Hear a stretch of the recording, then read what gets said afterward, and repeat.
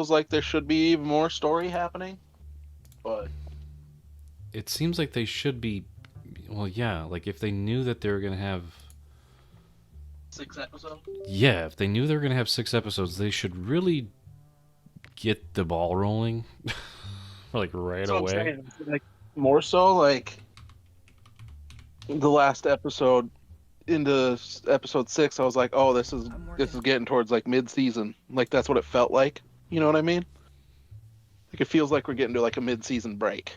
But then I looked it up, and then it was like, or I saw. No, I didn't look it up. There was a story or something that popped up on a news feed that was like release date for final episode of Night Country, and I was like, final. I looked at it, was like this coming, whatever. I was like, it's done already. Like it does feel like I like what I've seen, but it feels like we're not anywhere near. Like it doesn't feel like we're coming to a conclusion. You know what I mean? Right. The only thing I have, There's so many unanswered things that like, or things that they threw at us. right?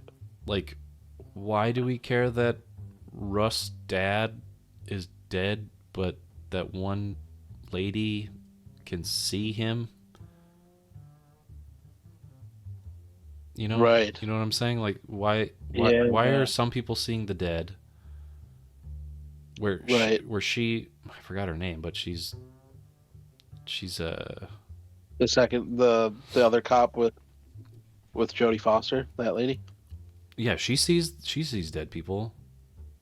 Yeah. But also I the think it has to do with I think it's just inferred that it has something to do with the native women of there. Because it's like her sister saw things, her mom saw things, the other like people who got killed assumedly saw things too. I think it's just something with the native women maybe in the area. They've never, it's just kind of I've just inferred that based off of what I've seen. um, Like there's been clarification at all. but the actress Fiona Shaw, the girl, the old lady that is kind of just Yeah, like the yeah. she was setting up her. Harry Potter's aunt. Yeah, Yeah, yeah. she was. She That's sees the dead. okay. She was the Oh, first really? one. She was the Interesting. first one to see her dead, you know, boyfriend, husband, or whoever just out in the Right, snow. Travis, whatever his name was. right, right. Travis the Moonstar. Yeah, and he was just out there, and she That's said true. something about to the other girl cop, not Jodie Foster cop. She said something like, "Don't mistake the dead or like spirit world with coincidence or something like that." I don't know. Right.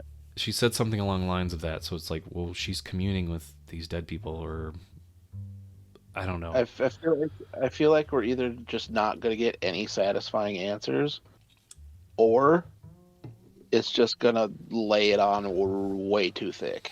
You know what I mean? And just fucking info dump everything on us. Because that's the only way. With there being one episode left, it could only be that they're either just gonna leave it open, They're gonna leave it or because they're just there was or so they're just many gonna or they're spirals. just gonna fucking info dump on us like big time. There's no other way, because otherwise, like if he had more time, he could start answering questions and figuring stuff out. But we don't. We have no time.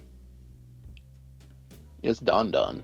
It's done, and I mean, It doesn't feel like I said. It feels like a mid-season thing. It doesn't feel like it's about to be done. right. But And I think that's kind of what's setting this show back because like they've spent so much time on these like, all right, there's a one-eyed polar bear, and also Jodie Foster's dead kid is like putting his hand over his one eye, and right, covering up an eye in some cultures means like covering up the eye of the third eye, or like the realm right, into the spirit world, or when it's night for however many days here, that's when the spirits come out, and you know the spiral, all these things happening that we're supposed to care about, like what's up with the spiral, why are people going nuts, why is it that technology is going on the fritz whenever something scary is happening. Like they showed a few times already that, the guy was doing TikToks, and he was doing, like, at the first episode, he was making a sandwich and he was making a TikTok, and then it started like shorting out on him when the lights were going, and then the girl in the caves, when she started screaming, her phone was glitching out, and it showed some like whale bones in the cave system. Like there's some kind of anomaly happening when screws up technology. Some electromagnetic something is going on. Which it's gonna just tie to the mine, and it's gonna. I mean, they're tying it to the Tuttle Industries or Incorporated or whatever from the first season. Yeah, I heard them get brought up. They've been brought up a few times, and the young boy cop was like, "Look, I figured everything out." In that last episode, he like basically just shows her like, "Look, I figured it out on my computer. Like I was just doing some desk work. I was just like looked on my computer." Yeah, she told him to look into stuff. And he was finding shell corporations and shit. Like, but look, the connections with the mine, Salal, and the Tuttles. It's all a conspiracy. I was just saying, like the Tuttles were seeming it as they were part of, or like a subsidiary or something. One of the, like, not that they were like leaders of, they were just part of under Salal or something like that. Here's what I think. Sense. Yeah, here's what I think. To tie it to the first season, we never got a good reason why those pagan rituals were happening. We just know that it was very eerie, creepy, and bad. And it was you were left wondering, like, why are these people in high status taking these children and doing these heinous things to them? Right. And then we kind of skip ahead, skip a few, over to this season, Night Country. The Tuttles are brought up again, but also, like, Jodie Foster talks to that school teacher, like, "Hey, what is Salal doing?" And then the guy info dumps. They're like, "Well, they're trying to uncover a lot of this old water from the prehistoric age to, like, help stop diseases that start in humans. So, like, they're trying to slow down the aging process somehow to live immortally." I'm like, oh, interesting. So if the Tuttles are financing the Salal and the mine is kind of one and the same with Salal. They're probably digging up these core samples of this old water and this microorganism that's deep, like in the recesses of the earth, just way down there, waiting to be discovered. They did kind of explain away like it's impossible, but I think it's probably to the Tuttle's benefit to do that if their main motivation was to find a key to immortality, because they've been doing it their whole lives by engaging in these creepy rituals with kids. I mean, it makes sense if you bring in a child of a certain age and then kind of sacrifice them for the longevity of life. Like, it makes sense, when you think about everything that's written, and like, I'm just going to transplant my soul into this younger body. Got it. Cool. Right. So the way it sounded doing something like that. Right. The way it sounded to me wasn't as much that the Tuttles were like a higher up in the situation. They were just part of a bigger thing. You know what I mean? That could be like when he was talking about that. When he was talking about it, it sounded like the Tuttles were like a subsidiary or like a something under this thing that tied them all together, which I think was just Salal, but like, or something, but like that they were not necessarily like the head honchos, but like we're just working with or towards something with them. Do you remember the Tuttle Um, from the first season? yeah, yeah. That Um, that guy, he was in a high status. I don't yeah, know his other family and things like that, but he kind of hid it well. And Rust right, totally like could read his body language and everything. Like, hey, you're just a fake or whatever. Like right. you're not a real whatever person. I don't trust people in your position. You know, real whatever person. I don't really care about you. Yeah. One thing, and now like after finding out that episode 6 or whatever is the final one, like even more, just like thinking that we spend just way too much time dealing with the problem daughter. You know what I mean? Yeah, Jodie Foster's problem daughter. I get it, and I know it's there. And in my head, it was less annoying because I'm just like, oh, this is playing out, gonna play out over the season. But then finding out that this coming week's or this week's episode or whatever is the fucking last one, I'm just like, I feel like we spent way too much time dealing with that story. right. It's like You know? the writers were like, hey, this is great, but then like the producers like, yeah, we only have enough budget for 6 episodes. And they're like, well, we only like we're trying to get this figured out. Like, no, you just gotta fast track it. We just spent 4 episodes having a situation where the daughter fucks off, Yeah, and does I mean, something, she gets in trouble, and then Jodie Foster has to have some sort of talk with her or deal with something. And it's happened almost every episode. You know what I mean? Where it's like, and I get, and I'm probably building for something in the final episode, whatever, but it just, in the context of what we have now and knowing that this next episode is the last one, it just seems like we've spent way too much time dealing with that when we could have advanced some of the other things we have questions about, you know? right, the actual meat and potatoes of the story of the murder. Like, I don't care about Yeah. these other characters that It don't is have a, anything yeah, to do with the murder or the there's the mystery or central anything. conflict of the native people with the, with the fucking what's their fucks. The mines, Um, or yeah, the people at the mines and stuff, and then like that's cool. And I get like, even if like, because you could tell it was going to build and mount to something, some conflict with the protesters and the whatever. And I guess maybe it did with this last episode, but it didn't feel like a huge thing, even though yeah, it you would expect that to could be have like a been. like the what is it, the if it's the penultimate Right. episode, it's like the Game of Thrones where it's like Yeah. you watch Hard Home and you're like, Or like holy another shit, that good was example. crazy.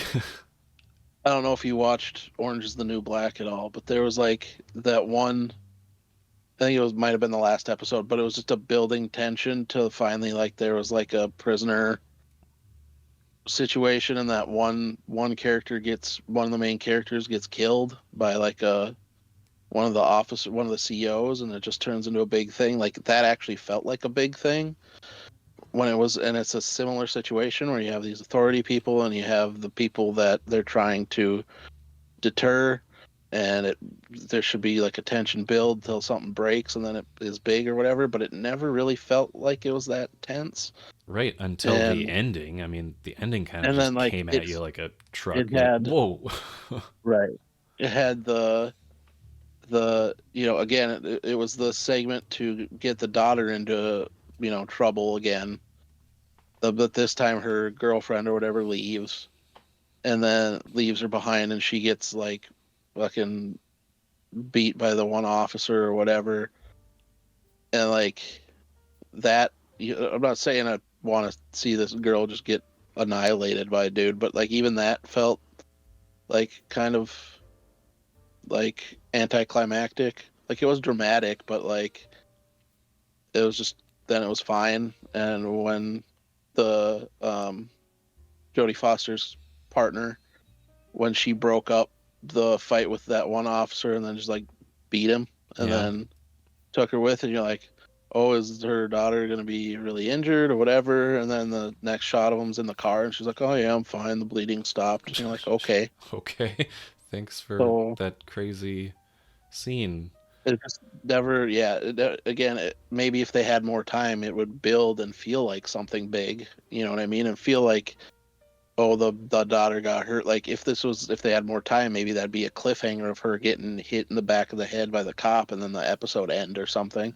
But they don't have the fucking budget. Didn't have budget for more episodes, so you just kind of had to do it and then tie it up right there. But I don't know. Like I said, I'm enjoying it, but I just don't know how they're gonna end it. You know what I mean? Yeah, for the There's, most part, there's I'm not connecting with a lot of it. The most compelling character is the kid cop. I mean, right. from what we Yeah. saw, and like Prior. Pryor's been killing it with his detecting. Yeah. Oh He's yeah. asked all the right questions to Jodie Foster. He's I was gonna say a lot of Jodie Foster's stuff has been her going places, and then oops, I had sex with that guy one time. That's what is this? Yeah, what kind of writing is that? Like, oh what a here, lot of I'm the gonna break stuff into the ends up evidence being. room and I'm gonna get this guy some heroin. Yeah, I was just like, what the Okay, fuck? you're a great cop. But like, yeah, exactly. It's just like with like Russ and Rust and fucking I forget Marty Hart. Can't forget Marty. Marty Yeah, Hart. Rust and Marty. They like like you were rooting for them still. You know what I mean? Well, Like Jodie I liked how Foster's. they did a flash forward too. Like they Yeah. they they composed it in such a way where it's like they're being deposed by these guys and it's present day, but then you go back in time to when like they were young and they were on the beat together and you Yeah. got to know their relationship. Whereas like Right. there's always like hints like, oh yeah, this younger cop and Jodie Foster had a history, and then they keep referencing back to that one moment when they kind of covered each other's tracks by like, yeah, we killed this Yep. guy. But like the part of the True Detective with Marty and Rust when they had to cover their tracks with that one explosive episode, like that felt like a big Yep. event because they were like Oh yeah. they're being deposed, but they had all the story beats down perfectly, like together, because they were Yeah. being interviewed separately. They just knew exactly what to say at what point, and they like you could tell their bond together was not gonna like stop. Like they drifted apart as friends at that point Right. until like the very end of the season, but like they knew that they couldn't tell what actually happened because that would implicate either one, Yeah. and that would screw Yep. everything up. So it was more compelling when that happened with them than Yep. they've been showing what happened to these He had other proper women. build. Yeah. Well, and like, yeah, they were allowed proper build in that first one. Like, I just don't like. I don't know that I'm rooting for Jodie Foster's character. You know what I mean? Like, I'm like, you just kind of suck. You know what I mean? Like, there's not much. I'm not getting much sympathy for her She's because it yeah, sounds like she's sleeping around with a she's just lot of men in this show, and they always like say like, "Oh yeah, you had sex with him," and him she's kind of putting the moves on and Pryor by fucking like not wanting him to go home to his yeah. wife and kids on Christmas. So it's like, Yep. okay, like And then like she's not really doing anything about the stuff with her daughter, and like she's like, yeah, there's nothing that's making me sympathize or empathize with her at all, and like I almost want her to fail. You know what I mean? like yeah, fucking one fucking. I remember I was watching the first. I think the first episode of this I saw before I've watched everything was I came home one night. My mom was watching it in our basement or in like our down whatever. And so I just was watching it. And I remember one point sitting there, I was just like, "Wait a minute, that Doctor Who?" Fucking Christopher Eccleston, oh yeah, the ninth Doctor is yeah, that the whatever the two hell season like Doctor, however many seasons he once was, yeah one one season season yeah if that. yeah he because he really did not get along with the guy who was doing it, running it, and some of the producers. But but I was sitting there, I was like, and he was talking, and I was like, is that I haven't seen him for a while, but pretty sure that's Doctor Who. And then I listened to him talk. I was like, oh yeah, I could hear his accent peek through. It's Yeah. always my favorite thing is watching shows where it's a British person as like an American, and if you just pay attention, you can hear their like accent kind of float through every once in a while. Yeah. It's great. Yeah. After this, and if you have nothing else to watch, I would highly recommend you watch The Leftovers. I've said it before. Yeah, Eccleston is in that, and he's great. love him. He's Love me some Eccleston. he's a good part in that show, and his story is interesting, and it's very much. I was going to bring this up when we talked Twin Peaks after we watched it in its entirety, all the other media that's come out. That's kind of a little Twin Peaksy Reminiscent. vibey. Yeah, it has the vibe of it. Yeah. Totally. The Leftovers is totally a Twin Peaks like branch of that Right. big tree. My one buddy who's my coworker, that's also the Peaks guy, just got done playing Alan Wake 2. And Yep, that's very much Twin Peaks too. Yeah, the Alan Wake story is very Twin Peaksy, very retro, mid-century modern too, where it's like the aesthetic of it reminds me of Twin Peaks. Like a lot of the right. extra games that are based in that same world, Right. like Control, and Yeah, he's gonna like play that next.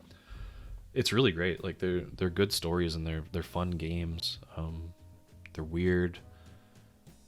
They're ethereal. Yeah, they got that Twin Peaks vibe to them.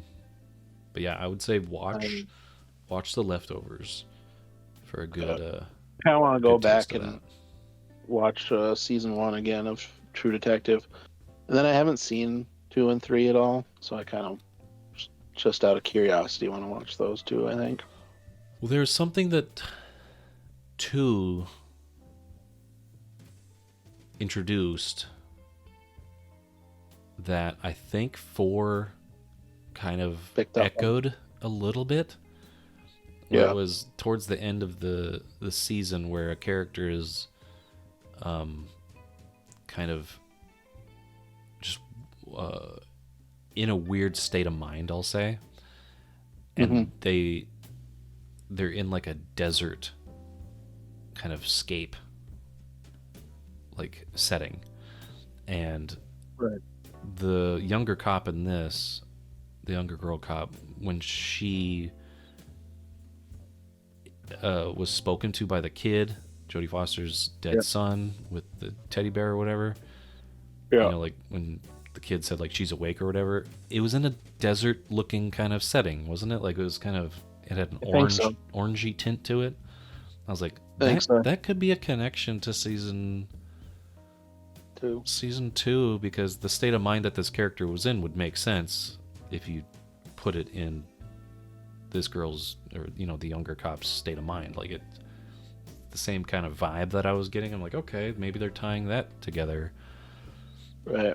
But all these, except for 2, all of these seasons of True Detective are dealing with like missing kids or children, like things happening to children. Because in this one, the kids are dying stillbirth. Yeah. Because of what the mine is doing and all this other stuff. Who knows? Maybe it is. Right. Whatever she is, whatever creature she is taking these babies' souls. Like you could think of all these crazy Lovecraftian cosmic things coming into like, I need to feast upon the babies. Right. In the night country. The night country's here. And like, I guess that's what the spiral means. Right, like, I guess we got a conclusive definition of what the spiral is. It's, night country. It's the night country. It's just the you night see country. fucking Pizzolatto being a fucking dick about it on fucking Instagram? No, but I mean, if he has his grievances, that's fine. Someone was was talking about it or whatever, and he's just like, "Dude, I don't know, I've got nothing to do with this." And then somebody said something like that. He's like, "Oh, it's dumb." It's like, what do She's you still think like an about the executive spiral producer being on this a? show still. Well, that's what that was the thing, was they were like talking about the connections to season one or whatever, and it was like, "Oh, they better not. I hope Matthew doesn't come back to do a cameo or something." And then that, and he was like, "No, he would never do that." And it was just like, it's like, I don't know what they're doing. I got nothing to do with this. Like, they said something else like, "Yeah, it's dumb. It's whatever." I was just like, dude, aren't you technically like? I mean, I get it, The but producer, also like, or like aren't you, yeah, something. an executive producer still? Like, I mean, don't you want to make money on it still? I get you probably like, I get HBO was probably like, yeah, we want to still make this, but like, we don't want you to make it. Right. Let's make, but like, I mean, Well, that's another thing that the person that was, in charge of this story, the storyteller behind yeah. this, also had that rebuttal saying like, "Oh, people are just diehard season one fans." Well, is I mean, she? I liked She had a very all of them. I liked a lot of them for. I liked two for a lot of the stuff that it did different than season one. A lot of people didn't like it because they were expecting more like the same from season one. But there were a lot right. of things in it that I thought were interesting, and a lot of scenes that I thought were very harrowing and very like on Well, it's par like with the stuff that I saw in season one. when you got a show that comes out super strong in season one, like expectations are high, and it's hard to, live up to it. And with each concurring thing, and especially if you do something that's reminiscent or calling back to that season, people are going to be very judgmental about it. Yeah, Um, she stop did have connecting a it. she did have a very like measured or like level response when asked about what Pizzolatto was saying, and she was just like, "Hey, he's has the right to his opinion about about this stuff. It's all whatever." She didn't come off like angry, and she didn't come off like she was brushing it off or whatever. It was like actually a very level-headed response to it. So I was like, huh, cool. But then in her mind, she's probably thinking too, like, if I say something like super hard about it, I'm probably gonna get a bunch of fucking loser bros fucking commenting on my shit all the time and bugging me about it. You know what I mean? Well, didn't she, the creator of this or the showrunner or whoever, Yeah. director, didn't she like delete a tweet that kind of Oh, I don't know.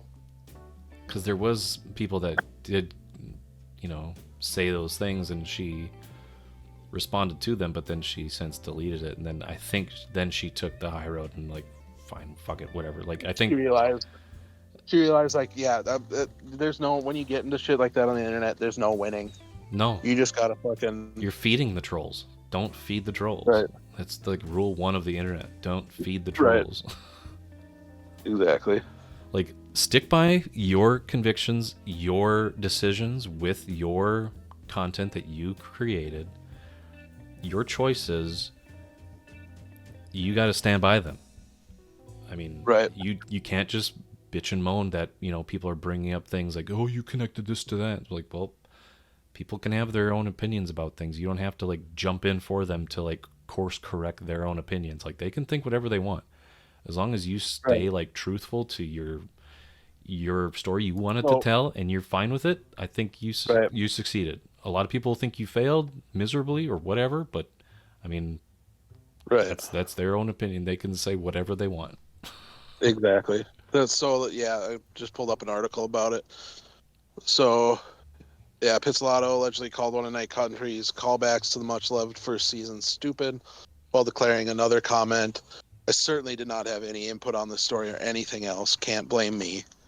Um, and then the creator for this season, she said that brushed off the comments, telling Vulture the writing team, including herself, crafted the story with profound love for Pizzolatto's work, but she recognizes that it is different from earlier iterations of the show. So I believe that every storyteller has a very specific, peculiar, and unique relation to the stories they create, and whatever his reactions are, he's entitled to them. That's his prerogative.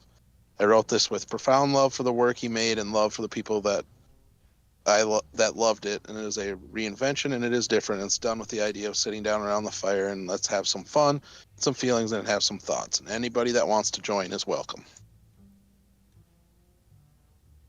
How do you feel about that? I mean, it seems really like I'm responding, That's it. but it's a non-response kind of thing. Yep. Which is almost in this situation the best way to respond, because if you don't say anything, they're going to say something, and if you say something inflammatory, they're going to say something. So you just kind of you say something that's, I'm sure she believes what she said, but I'm sure she has caveats for all of that. But she's like, I'm just going to say the things that I believe here, and without any inflammatory whatever, and just leave it there. You know what I mean? So And yeah, she you're right. she Because she isn't the did. first time Lopez has responded to criticisms about it. She previously called out the show's bros and hardcore fanboys Yeah, that's for it. their suspected review bombing of Night Country. She calls it, yeah, bros. Like she specifically put out like Which is the funny fact that because it was just bros. Like, is okay. it is it isn't that what didn't I call them bros too? Like a little bit ago, because it's like a lot of the times it is just kind of like weird TV dude bros that are like fucking you know what I mean? But that's hilarious that we kind of use the same. Yeah, I think it's just Yeah. funny that yeah, yeah. 'Cause so if you liked last night's episode and have a Rotten Tomatoes account, maybe head over there and leave an audience review. The bros and hardcore fanboys of season one have made it a mission to drag the ratings down, and it's kind of sad considering all the 5-star ones. Well, yeah, you can't just that is so much food for those trolls. They're definitely gonna review Well, bomb it and like pick well, out. and fucking Oh, they're gonna pick you apart. well, and like who? I mean, there's some people I guess that put stock in Rotten Tomatoes, but like, who really does? You know what I mean? Like, why does it matter? Well, All it matters is that's one because thing Hollywood the shouldn't be stories taking people into are gonna account either. write about. Right. It's like the only thing it matters for is people are going to write stories about, oh, it looks like this is getting review bombed, or this is getting really bad ratings on Rotten Tomatoes or whatever. And the only people who are going to read that are the people who read that type of fucking story in the first place. So it's like, it's just a small microcosm. So it's like, I get it. That's there. She lives in that world. So that is a big part of that world. But the mass viewership isn't really going to give a shit, you know? I think there is some sort of My fucking mom stipend or doesn't care about something. Rotten Tomatoes. You No, know what no, my I mean? mom gives like two shits about it, but I think when you are a producer or something like that, you get a stipend or something, the bonus if your Metacritic or your score is up to like a certain threshold. I think there is some kind of like bonuses that the studios or some studios probably give you. I mean, it's just something like in some people's contract. Or something. If your content that you create for us hits this milestone or whatever, you obviously get bonuses or something, right? There has to be some Right. kind of incentive there if you do produce something of note and quality for a production studio. Like that's that's a cool way of making something that you hope will last or connect with an audience, and that gives you a Mhm. lot of like reason to make it good and not fuck up, right? They're giving you this chance to be like, here, this is like a commission thing. You make you make good on your promise to make good quality entertainment, and if audiences see that, then here you can either Right. get this little bonus or get a little kick here, and they're going to read that by going to the Metacritic or the Rotten Tomatoes. I could give a shit about any critics understanding of Right. what's going through my And mind and my place of mind when I'm watching a movie, because I could watch the same movie as you, but I can be in a right. completely different state of mind, like where it's like, oh, I have all these other things that are coalescing in my brain at that time compared to like you, like, Right. okay, I'm shutting down or whatever, I'm just gonna escape into this. There are still things that pop up in reality when you're like, oh yeah, I gotta remember to do that Right. or whatever. I can be disconnected from the story entirely, and Right. that's just those small things. Like, okay, thanks for sharing your opinion about this. Like, is that completely objective. I guess I care because Right. I know you as a person.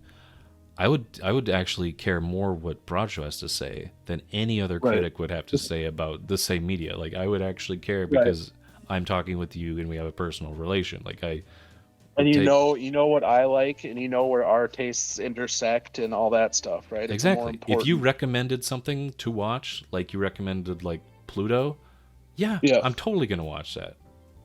And Yeah. I didn't know about it, but yeah, now I'm gonna seek it out. Now I'm gonna freaking watch it.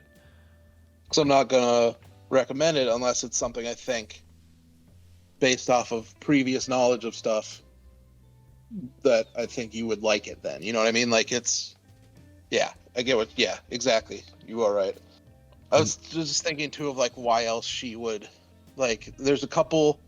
I mean, there's the obvious thing of like obviously she worked hard on it and she doesn't, and she thinks it deserves better, or whatever. And all like you know what I mean. That general thought of like, you know, me and all these people worked really hard on it. And we think we did a good job, and we think we're getting a fucking raw deal here. But then there's like the other part of me that's just like thinks about it, and I was like, there could be a selfish tilt to it too, where you're like, if my shit gets rated really bad, I'm not gonna get another job, and like, you know what I mean?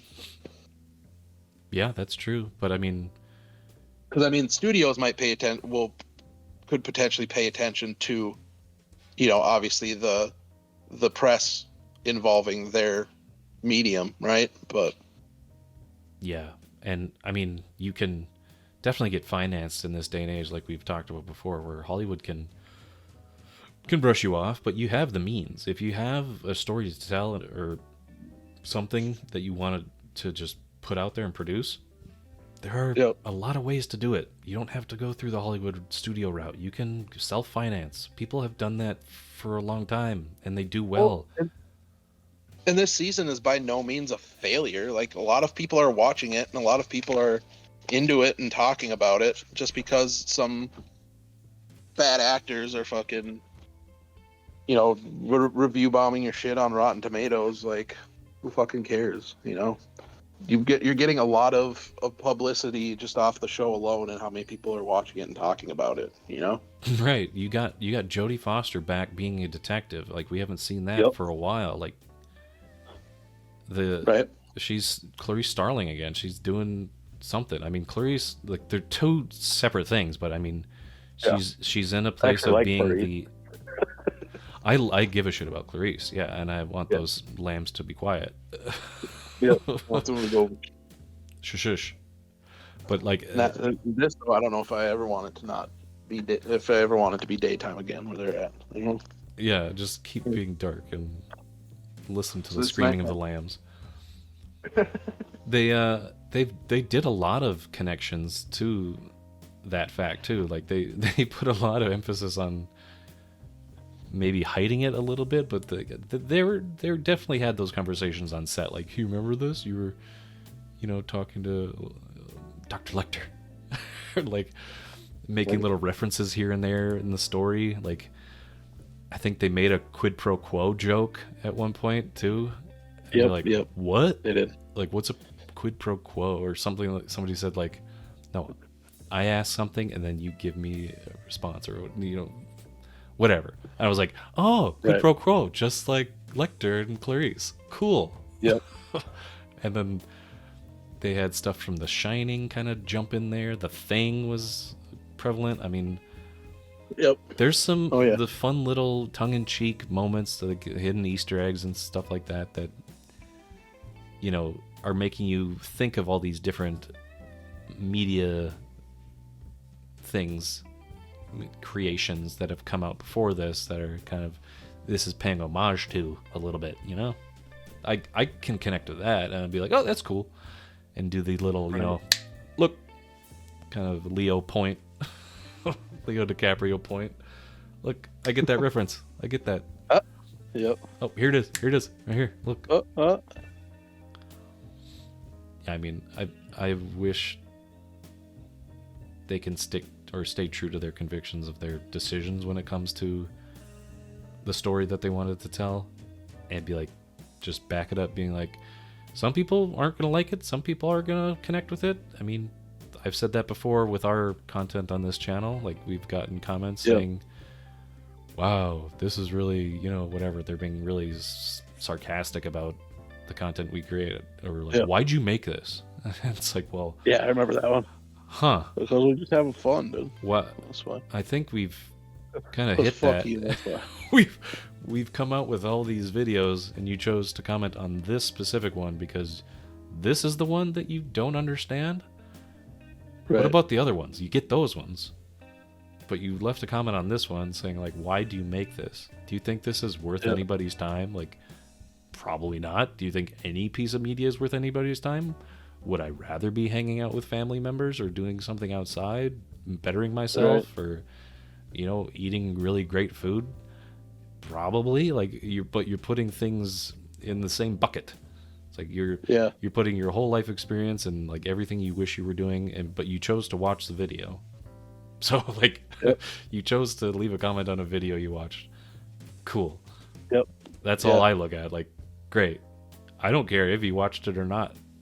So, dude, we're just doing this because we're just dudes that want to be bros. That's just it. We just want to have bro time. Yeah, we can. It's a fun way to have bro time. And maybe people wanna talk with us about that. Maybe other like-minded people wanted to give their 2 cents on something about, oh, I didn't like this part of the show, or the show's getting a bad rap. Here's what I liked about it.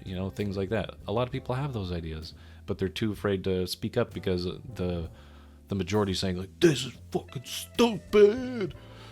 Why the hell are they doing that to the spiral? I wanted to know more about the spiral symbol, and it made so much sense. I mean, when I watched the first season and I saw the spiral, like, yeah, it was like painted on the girl, right? And that was like the first thing you saw, and she was like decked out in like this crazy antlers, this headdress with antlers on them, and then it started like, expanding a little bit, where Rust kept seeing spirals himself. Like, he saw it in the birds, he saw the spiraling of the cosmos above him in the last episode. Like, was that the implication? Like, the spiral could mean anything, but when that one guy that Marty popped in the head after he found the girls in the trailer, he was talking about like the dark star that's coming or something like that. Like, all the stars are dark and there's a dark star, and Carcosa talking about all this shit. I'm like, okay, maybe the spiral is a symbol of how to get to Carcosa, how the mental state, you have to, go down the labyrinthine, recesses of your mind and descend into madness. And when you descend, it's like a spiral, and that's how you reach Carcosa. Like, these guys, they're obviously insane. They're keeping kids in a friggin' trailer in a back of a place, and they're booby trapping their domicile with landmines. And you see that. That's like, one. It's just, Yeah. it doesn't have to be the Night Country. It can be maybe the Night Country is Carcosa. They could explain that somehow. That would be kind of interesting. But I always thought that Rust was probably seeing the spiral in places that it really doesn't exist. Like, maybe that little scene of him looking up at the skylight with the cosmos kind of spiraling at him. I thought maybe he was on a different level, like a different plane of existence, kind of like a Twin Peaks or something like that. He was just in a different state of mind. He was seeing things, right? And that kind of comes towards the end of the episode, or at the end of the finale, where he's like, you said there's a lot of darkness out there in space, but it looks to me like the light's winning, or something like along those lines, where he's looking at the bright side of things now. He's not trapped in that dark place that he always was for the whole show. He's like all doom and gloom all the time. He's like, I don't sleep anymore. I just dream. Like, you're just saying weird shit. And Marty's Carcosa are the friends you made along the way. Carcosa's all the friends you made along the way. Yeah, I think that's one thing that they should have maybe brought up, the idea of Carcosa. That would have been kind of cool in Night Country.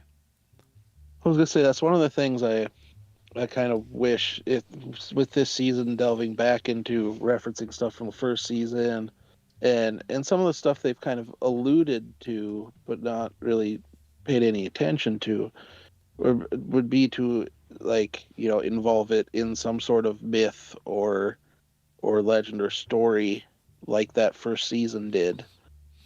Um, and but like we haven't. I mean, like I said, there's bits and bobs here and there where they're talking about certain importances or certain whatevers to the locals or whatever, but there's no like the whole King in Yellow and Carcosa stuff was just so part of it and a driving point for some of the intrigue in it and whatever. It's like I kind of wish there was something like that in this season too. You Well, they know? did. The intro quote was from the Yellow King book. Like it was from a character True. from that True. book. I mean, if that's the only thing that they're kind of basing this story on is like the long night and like how it relates to that quote from the Yellow King, if that's it, Right. it's kind of weird that you just choose that part of it. I mean, I've listened to that Chambers, Robert Chambers, I think. I listened to the book, The Yellow King. It was like probably 6 years ago or something like that. Whenever the first season came out, I mean, um, yeah, I listened to that because like, I'm interested in this, but it's like all these different anthologies or these different stories that delve into this person's psyche being controlled by this creature known as Hastur. And Hastur like invades people's dreams and makes them do weird stuff or see weird things. And I Yeah. mean, that's a cool concept, but I'm trying to kind of connect the dots between like why would this season mention that other than the fact that it had something to do with like this nighttime and God not being present during it or something like that. I mean, okay, Right. that's But it. the cloak of night allows the ghoulies to come out. You know. Yeah. So I mean, I'm with you, and I wish they were to connect it with some kind of mythology, or because I was also thinking like when this was like the first trailer for this came out, I was like, ooh, are they gonna do Right. like the Mountains of Madness, or like are they Right. gonna do like the short story The Cave, where like Right. people Or delve even into a if they like cave? Like there's ice caves, there's that. if they even connected it with some of the that area's like indigenous peoples mythology, you know what I mean? Like Ooh, that'd they're, be cool. you know, but like I said, that there's hints and stuff here and there, but there's nothing to really latch on to that they've done with that, you know. They're sort of like, oh, well, oh, yeah, I don't know. Yeah, The Beast They've in the done something. Cave. That was a Lovecraft short story. Mm-hmm. That's Mm-hmm. really really short. It's just like, hey, here's here's an ominous setting. Here's some people doing something that they shouldn't be doing. Here's a build up and here's a climax. That's basically the story. It's super Yep. short, but it's worth like just getting into like a ghost story kind of vibe, like unsettling or whatever. But there are also like stories that Lovecraft have come up with, or other shows. Like I don't know if you remember seeing the it was on HBO. I think it was called The Outsider with Jason Bateman. Mm-mm. That was Never definitely saw that. a very Lovecraftian inspired show. Right. Very Lovecraftian. It was about doppelgangers, but like Oh. the doppelganger was like getting caught on security camera, but then the other person would be convicted of the crime that they committed or something like that and be like, that wasn't me, I was here and I have an alibi. And people would be like, I don't know what to make of this because it looks just like you. And so they're trying to figure this out, but then the doppelganger turns into other characters, and it's becoming more like the Thing, but this isn't an alien. This is like a creature that lives in a cave system or something like that. And there's a compelling narrative, but there's also this weird, strange thing of the unknown that's pursuing them that's always like a constant threat. In this show, I don't see a constant threat.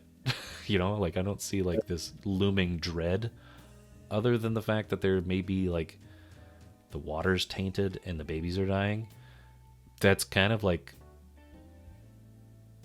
plot D, like the major of Right. the major plots. Right. It's not really expounded upon at all. It's like, oh, I Nope. gotcha. This kids are dying. Okay, Cool. Kids are cool. dying.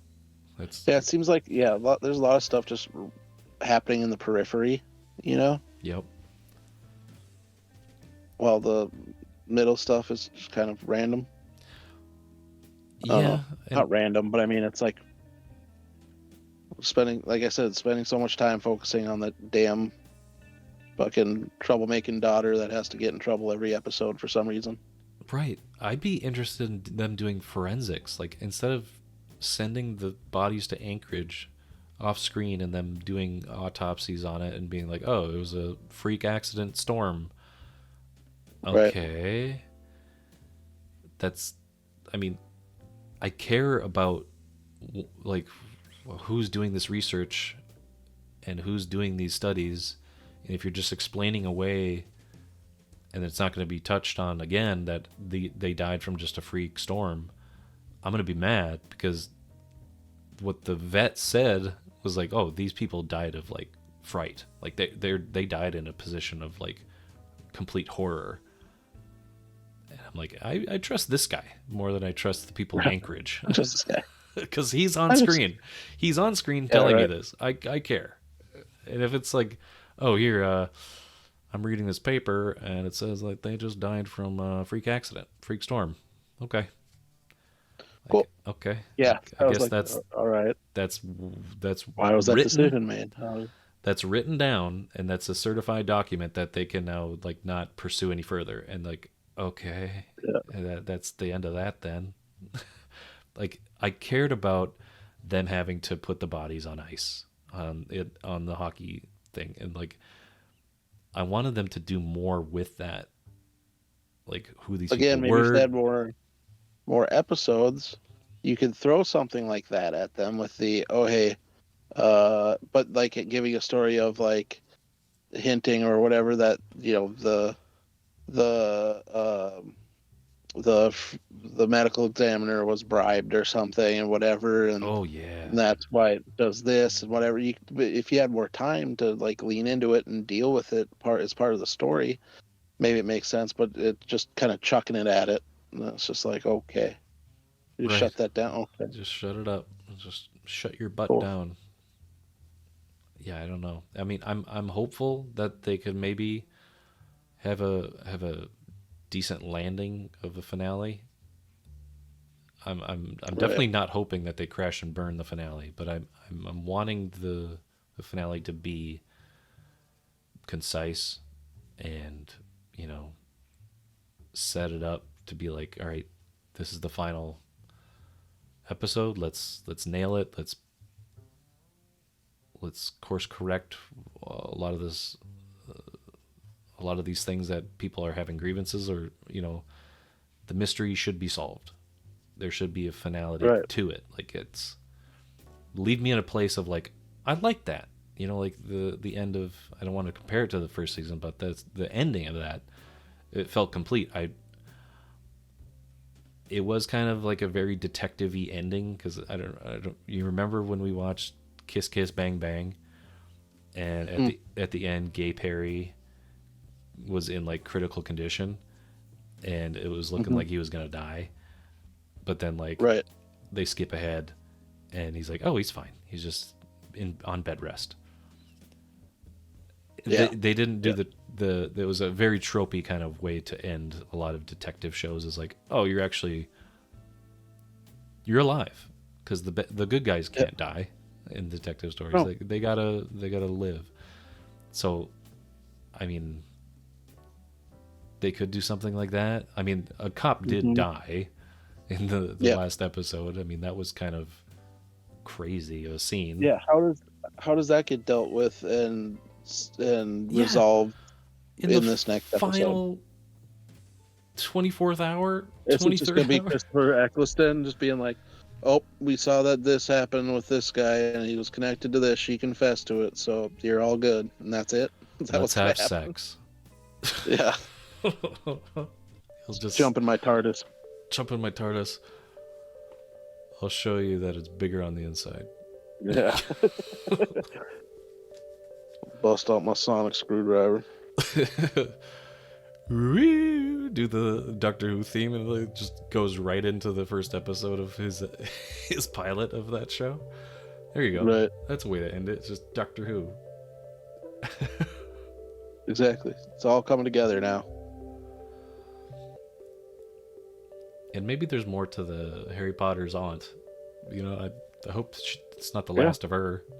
She's intriguing. She, I don't know what entirely her point is, but she's intriguing. You know, she has more dynamics than Jodie Foster having sex with most of the people in Anus. Yeah, and everyone being mad about it. Yeah. That's how you make a lot of enemies in a small town. Just sleep with everybody. Right. But then become the cops so they can't say shit. Right.